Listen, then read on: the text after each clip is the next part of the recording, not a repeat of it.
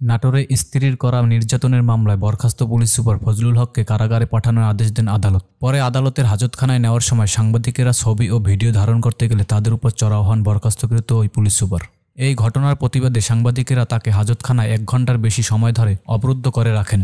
পরে সেনাবাহিনী ও অতিরিক্ত পুলিশ এসে তাকে কারাগারে নিয়ে যায়।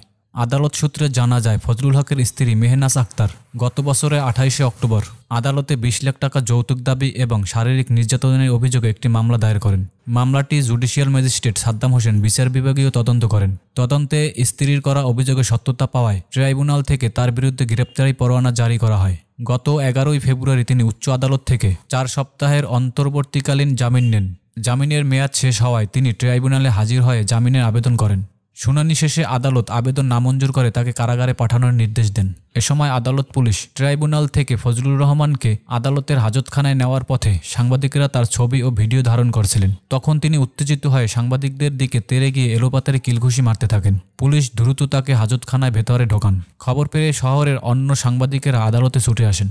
তারা ঘটনার বিচারের দাবিতে হাজতখানার সামনে অবস্থান করেন এবং তার বিচারের দাবিতে স্লোগান দিতে থাকেন। পরিস্থিতি নিয়ন্ত্রণের বাইরে চলে গেলে সেনাবাহিনী ও অতিরিক্ত পুলিশ ঘটনাস্থলে আসেন। সাংবাদিকেরা তাকে একজন সাধারণ কয়েদির মর্যাদায় হাতকড়া পরিয়ে নিয়ে যেতে সম্মত হলে তাকে কারাগারে নিয়ে যাওয়া হয়।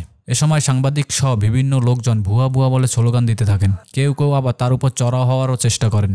আদালত পুলিশের পরিদর্শক কামাল হোসেন বলেন, আদালতের নির্দেশে আমরা আসামি ফজলুল হককে কারাগারে নেওয়ার প্রস্তুতি নিচ্ছিলাম। হঠাৎ তিনি অপ্রীতিকর পরিস্থিতি সৃষ্টি করেন। আমরাও ধারণা করতে পারিনি তিনি সাংবাদিকদের উপর চড়াও হবেন।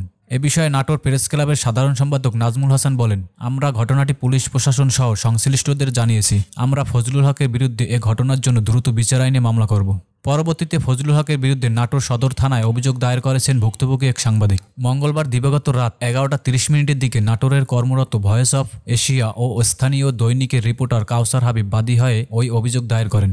এ বিষয়ে সদর থানা পুলিশের ভারপ্রাপ্ত কর্মকর্তা ওসি মাহাবুর রহমান জানান, সাময়িক বরখাস্ত পুলিশ সুপার SM ফজলুল হকের বিরুদ্ধে গণমাধ্যম কর্মীদের উপর হামলার ঘটনার অভিযোগটি গ্রহণ করা হয়েছে। এ বিষয়ে পরবর্তীতে আইনগত ব্যবস্থা গ্রহণ করা হবে।